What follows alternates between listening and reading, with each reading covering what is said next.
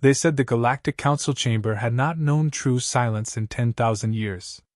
Even when empty, the structure hummed, ancient machinery woven through marble floors, transparent alloy pillars, and vaulted ceilings that shimmered like a cathedral of living starlight.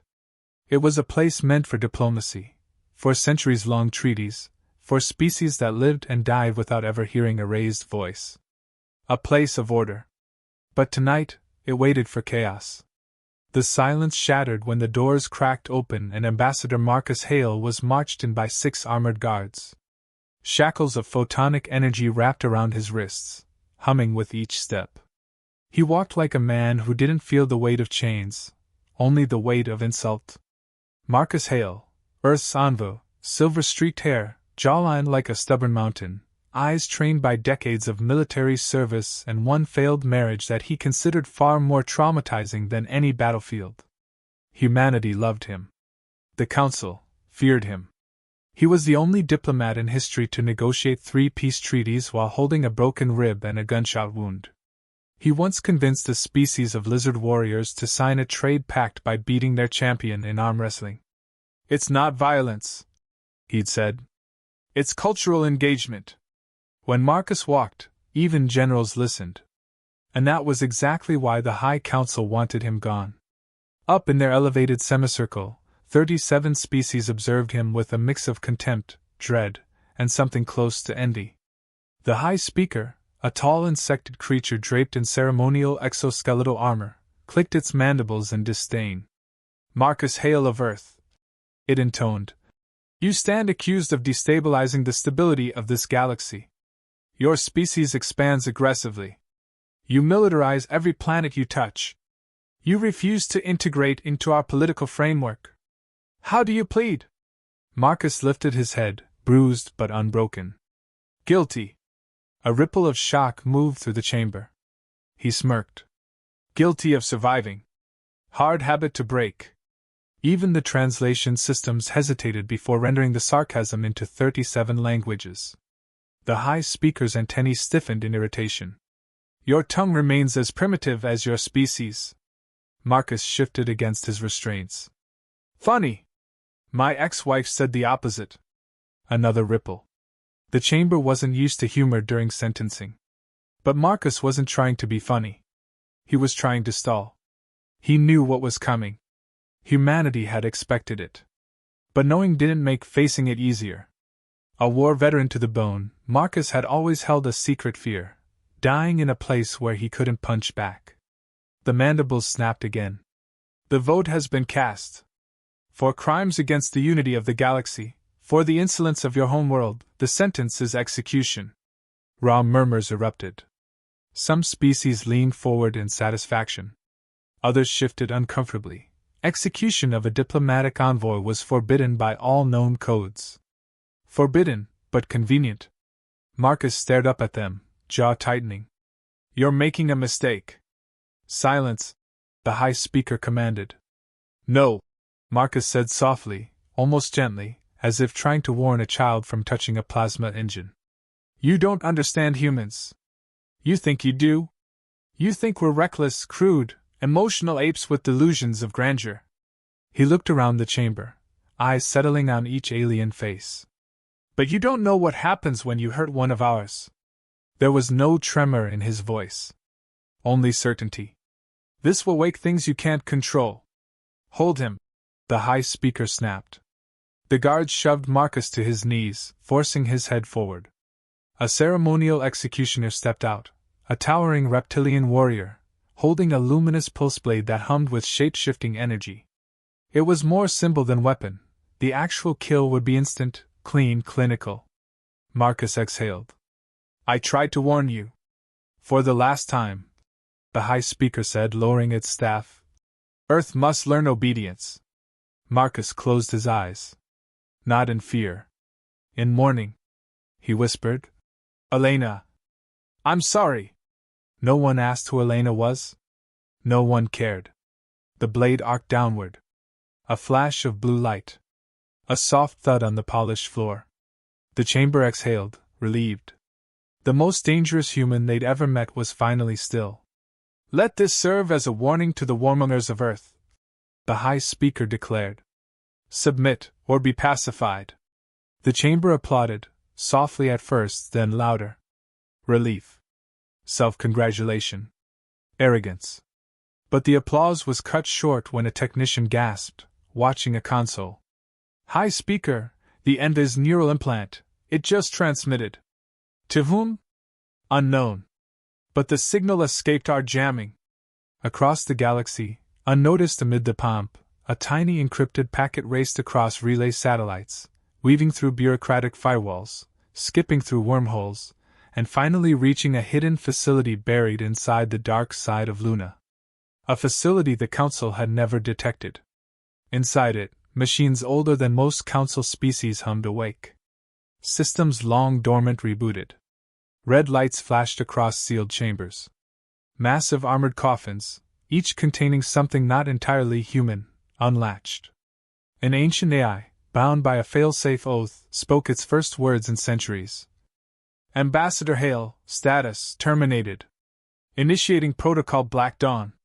Deep beneath Earth's surface, in silos the Council believed decommissioned, planetary rail cannons aligned with cold precision. Orbital platforms rotated. The Martian Defense Legion received a single command. Retribution authorized. Every human ship, from freighters to covert dreadnoughts, received the same message. In the Terran flagship Warhawk, Admiral Chen read the transmission. He didn't utter a word. He simply closed his eyes and whispered the name of the man he'd served beside for 30 years. Then he turned to his crew. Sound the black flag. Across the bridge, lights shifted crimson. Klaxons wailed. The ship's AI played a single, ancient Terran melody, an old Earth funeral hymn, over external comms, a message older than spaceflight itself. We are coming. Back in the Council chamber, the High Speaker sensed a faint tremor in the air, like the galaxy itself had inhaled. What was that? It demanded. The technician's crest feathers flattened in terror as he read the incoming data. High Speaker. Earth just activated every restricted protocol they have. That is impossible. They cannot muster a fleet strong enough to challenge. A new alert flashed. Sir, they're not mustering a fleet. The High Speaker froze. Then what are they doing? The technician's voice broke. They're unleashing one. The High Speaker tried to steady itself. We executed one man. One Envoy. One soldier. The technician stared at him with wide, horrified eyes. Exactly. And humans don't abandon their own. The chamber lights flickered. Something massive, too fast, too large, too deliberate, had just entered Council territory. The High Speaker whispered, What is that? A single, human transmission echoed across every Council channel, every planet, every ship. You killed Marcus Hale. Diplomacy has ended. And humanity answered with the two words the galaxy prayed they would never hear. Black Dawn. The Galactic Council's emergency chamber was not built for panic. It was built for ceremony. Polished ivory floors, floating seats, banners of ancient alliances draped in soft vacuum-resistant fabric. Everything was designed to remind its members that they were civilized, powerful, untouchable. Which made the terror even more delicious. Alarms blared across the capital world of Krelos, sharp enough to rattle the crystalline windows. Council members poured into the chamber, chittering, buzzing, croaking, all shouting over one another. Unknown signature! Not possible! It jumped past the outer detection grid. Nothing is faster than Council scanners. One trembling technician corrected them. Except humans. The High Speaker smacked its staff on the floor, mandibles tense. Enough. Show us. The hollow projector hummed. A single, massive silhouette appeared above the table, so enormous that several delegates mistook it for a small moon. But it was no moon. It was human. The object rotated slowly, revealing a warhammer-like front end, angular sides armored with what looked like layered black alloy plates. Its engines glowed with a deep, predatory pulse. The humans had named it with their usual lack of subtlety. The Gavel. A dreadnought built not for defense, not for deterrence, but for judgment. Admiral Chen stood on its command deck, uniform crisp, boots glued magnetically to the trembling floor. Around him, crew members worked in eerie calm. There were no shouts, no barking orders. Humans went silent when they were angry. Chen clasped his hands behind him. Status? Black Dawn authorization confirmed fleet-wide, the tactical officer replied. All human vessels are converging. Estimated time to full formation, 50 minutes. Speed? Hyperline and slipstream drives running at 140% capacity. Engineering reports the ship is technically screaming, sir. Chen cracked the faintest smile. Good. Let it scream. The comms officer turned. Incoming council broadcast. Priority override. They demand parley. Chen didn't look away from the viewport. Decline. They stared at him. With respect, sir, protocol requires we at least. No, Chen said. They didn't give Marcus a parley. Comms hesitated. Then cut the signal. Across Krelos, panic bloomed.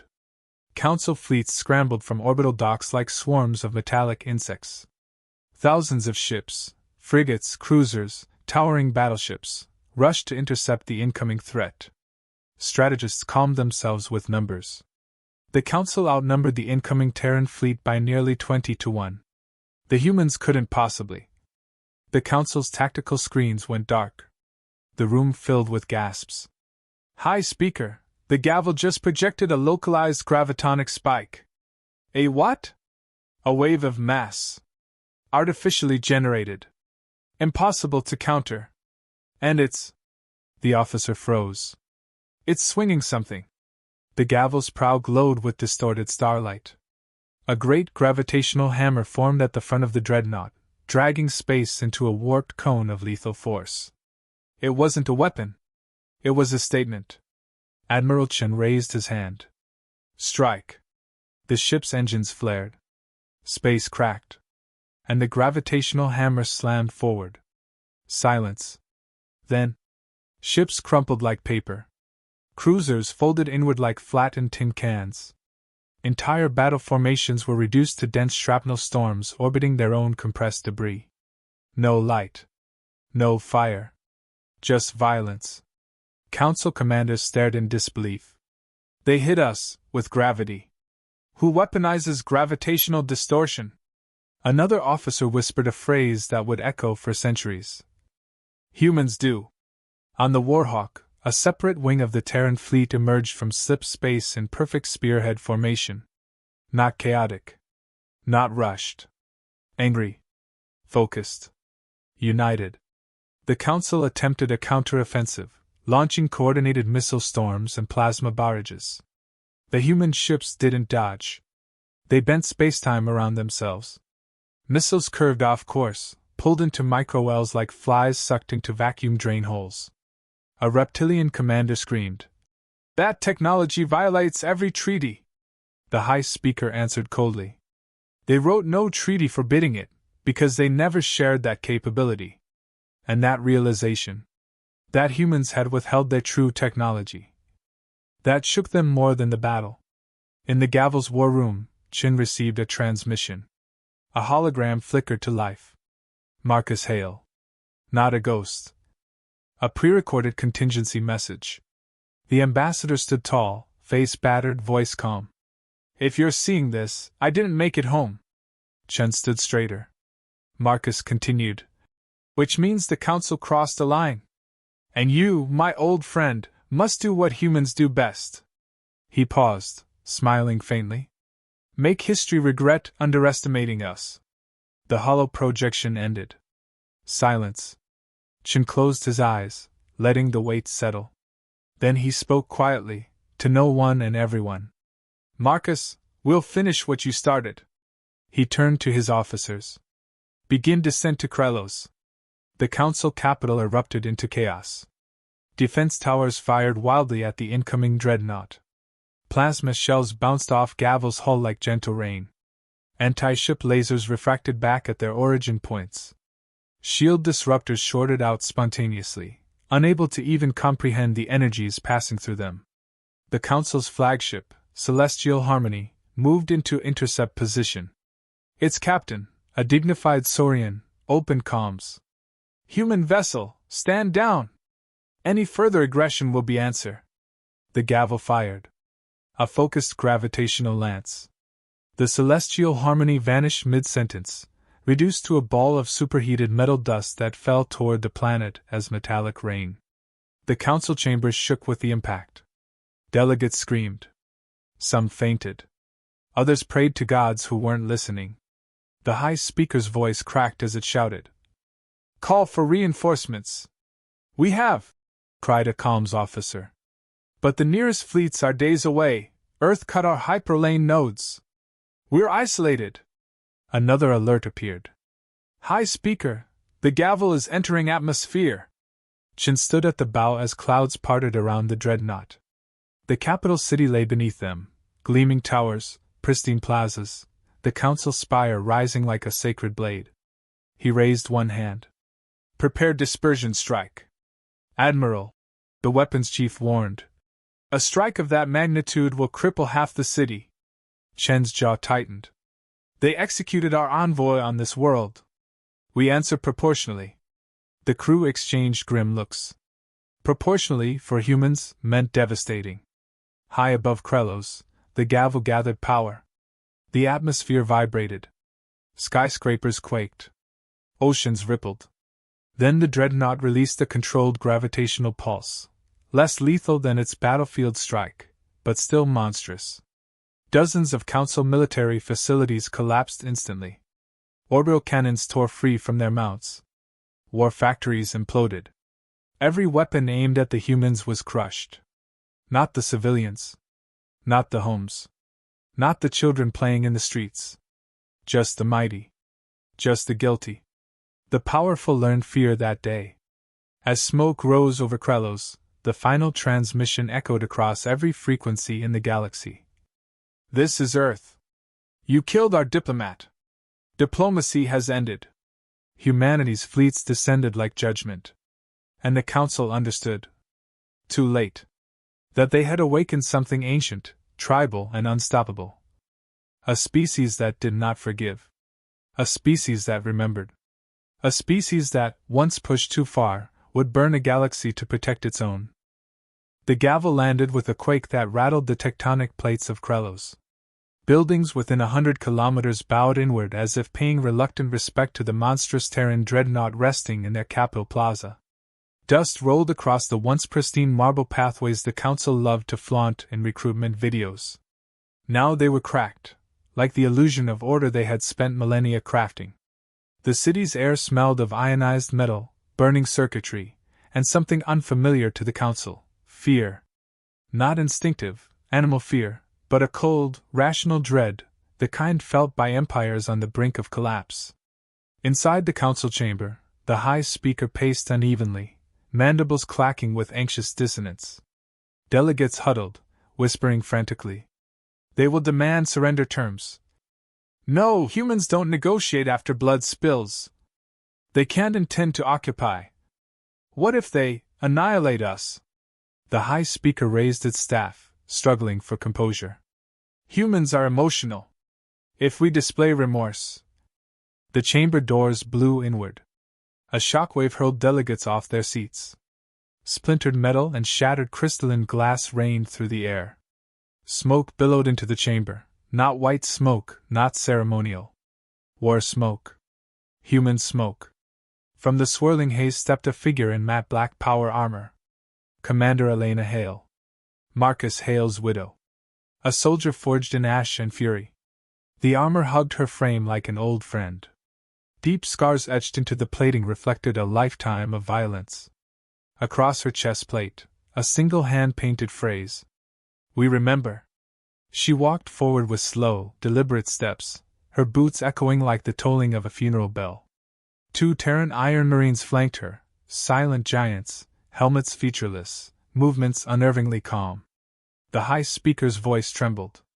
"We demand." "You demand nothing," Elena said, her voice amplified through the chamber's melted acoustics. "Terra speaks now." Her helmet retracted, revealing silver-streaked hair tied in a soldier's knot, dark eyes swollen from grief but burning with purpose. She looked older than her years. Harder. Sharper. A blade forged in tragedy. She stopped at the center, exactly where Marcus had been executed. She knelt, ignoring every weapon pointed at her, and touched the faint stains still marking the polished floor. The simple act silenced the room more effectively than any threat. Her fingers shook. Her jaw clenched. A soldier mourning. The galaxy held its breath. Then she stood. And she changed everything. "Activate Omega's shield!" A panicked council officer screamed the order.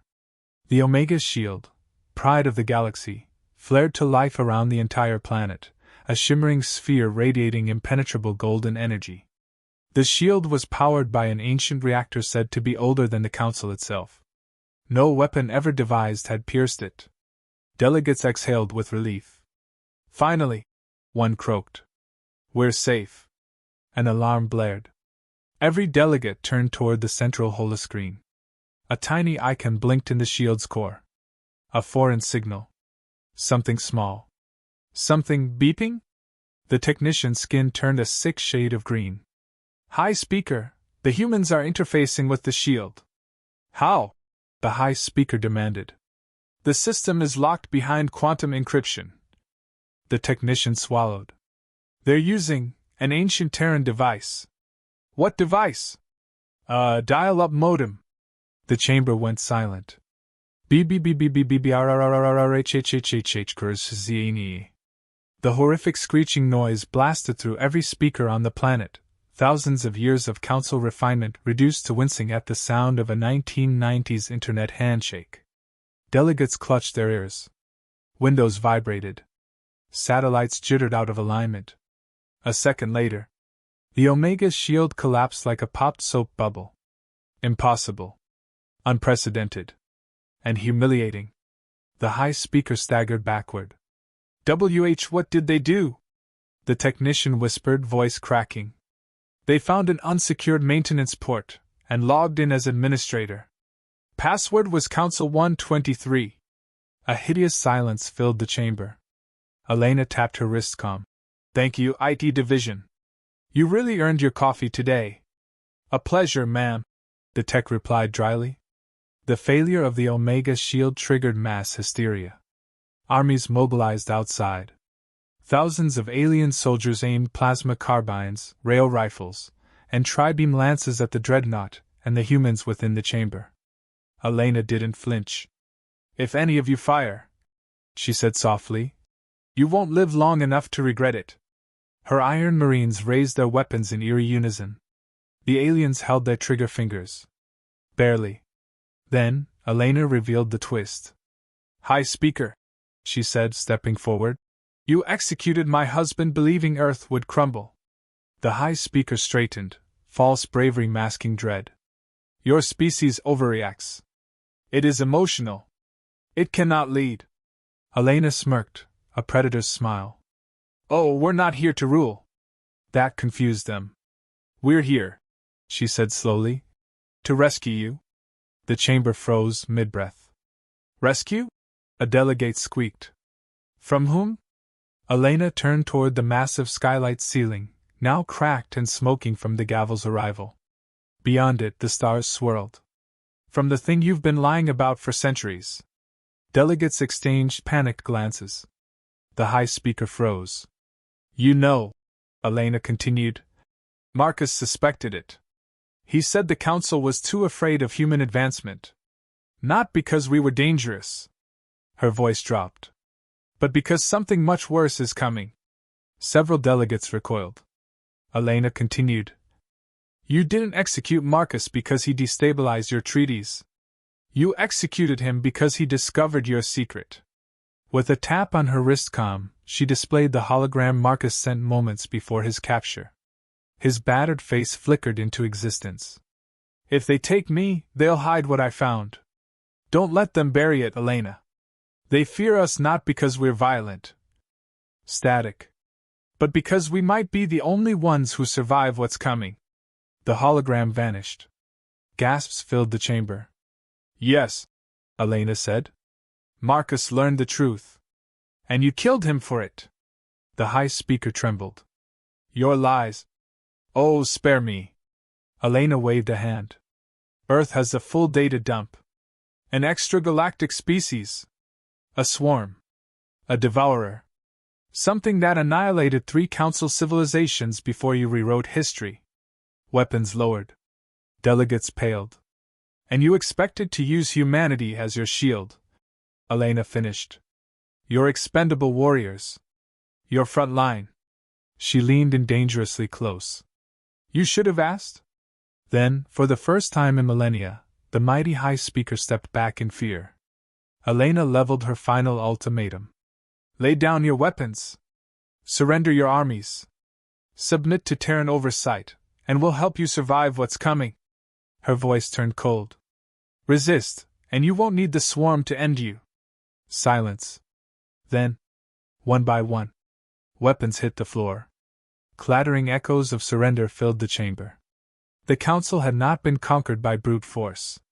They had been undone by their own lies. And by the one human they should never have provoked. Commander Elena Hale stood in the center of the defeated empire, lifting her chin toward the cracked skylight as the gavel's shadow loomed above. Her whisper carried through the chamber like a prophecy. Marcus, I told you they'd break. The war should have ended a dozen times. But humans have a habit of walking straight through the exit door, then turning around to kick it off its hinges just to make a point. By the 14th week of the counteroffensive, the Galactic Council's war machine had collapsed into something pitiful.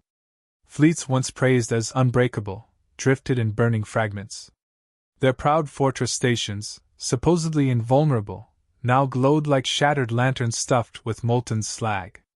Entire sectors fell silent, not because humanity conquered them, but because no one dared transmit so much as a distress signal. Every alien power had learned one lesson the hard way. Earth does not do half measures. Yet the final blows still waited on the horizon. Orbiting the Council's capital world, Orlan Prime, was a defensive megastructure the size of a small moon. The Sanctum Array. It had been built over 5 centuries, stuffed with every weapon the united alien races had ever invented. Plasma lattices. Gravity shear cannons. Neutron wash mines. A single volley from that station could erase a continent. The array was now fully powered and pointed at Earth's approaching armada. Inside Resolute, Admiral Rourke stood over the holotable, hands clasped loosely behind his back.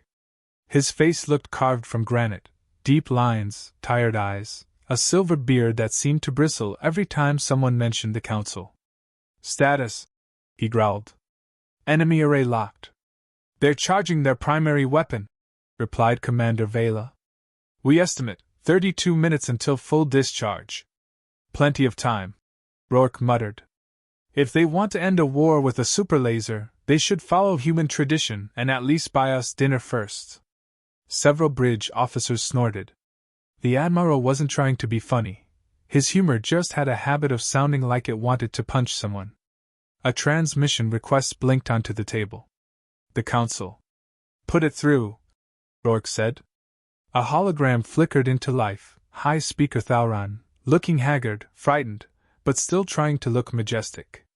His species' long crystalline horns were dulled and cracked, probably from stress or panic, or both. Human, Thauron began, voice brittle.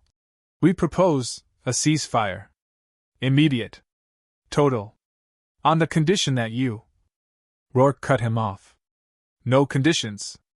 Thauron flinched. You cannot negotiate like. You executed our envoy, Rourke said bluntly. Then declared humanity a galactic contaminant. Then launched a surprise attack on a civilian colony. We don't do conditions anymore. The speaker opened his mouth, then closed it again. His throat pulsed nervously. If the Sanctum Array fires, millions of your people will die. Millions die in every war, Rourke replied. But the number that should keep you awake, Speaker, the number you should have thought about, is how many of yours will die after. The speaker's expression twisted. Desperation fought with pride. Pride lost. Please, he whispered. What do you want? A treaty? Reparations? Occupation rights? Rourke leaned forward. His eyes were icy steel. His voice quiet enough to make it terrifying. I want the Council to fear humans for the next 10,000 years. The transmission cut. Silence swallowed the bridge. Commander Vela exhaled slowly. That was dramatic. I'm old, Rourke said. Drama is all I have left. The crew braced as the armada assumed attack formation. Carriers unfolded their fighter bays. Dreadnoughts reconfigured their magnetic rails. Shield vessels moved to the outer ring. One last battle, the kind war veterans write books about and diplomats pretend didn't happen. Before the command could be given, a voice rasped from the tactical station. Sir, new signature. It's the Terran Harbinger. Rourke frowned. Impossible. That ship was decommissioned decades ago. No, sir, the officer whispered. She's been rebuilt. And she's armed. The viewscreen zoomed in. And there it was, an ancient Titan-class warship, a relic from Earth's earliest expansion days. Engineers had once called it a retroactive overcompensation for childhood trauma. Humans called it a museum piece. Someone, apparently, had decided to drag the museum into space and glue 27 illegal weapons systems onto its spine. Open channel, Rourke said, half fearing who might answer. A face appeared on screen. Rugged. Scarred. Smirking.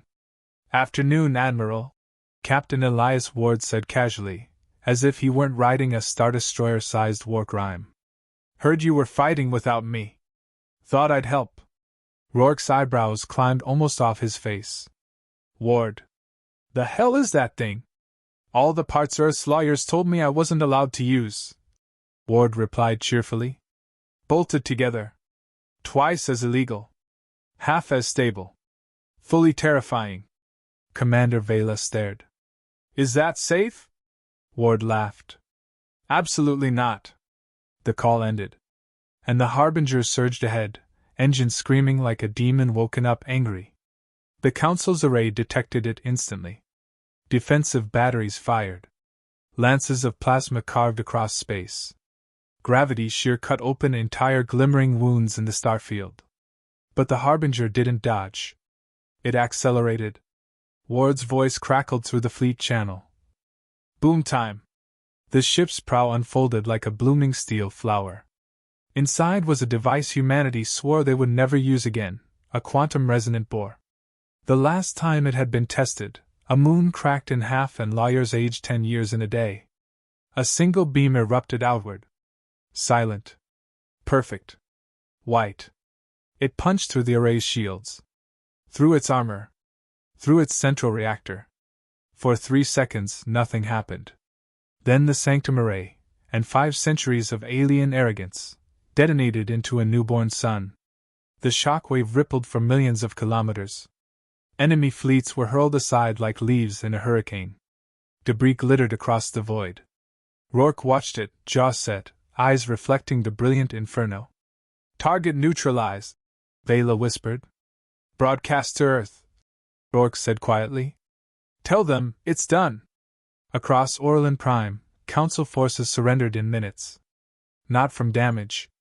Not from casualties. From pure, primal fear. Humans walked onto the Council floor not as conquerors, but as something scarier. People who had been pushed too far and chose to respond with mercy instead of extinction. Rourke stood before the remaining delegates. His voice carried the weight of the dead and the living both. You killed our Envoy, he said. You tried to break us. You failed. And now we're giving you one chance. Rebuild. Reform. Learn. Because if humanity ever has to cross the stars in anger again. He paused. Let the silence burn. There won't be a council left to apologize. Later, as the fleet prepared to depart, Ward appeared beside Rourke on the observation deck. So, Ward said, we won? Rourke shrugged. Depends who writes the history. Ward smirked. Humans will. We always do. The two men watched the ruined array drift in the distance, a glowing warning buoy to every civilization in the galaxy. Never underestimate Earth. Never corner humanity. Never forget the Envoy. Because, as the galaxy now knew, humans aren't the monsters. They're what you send when the monsters need to learn fear.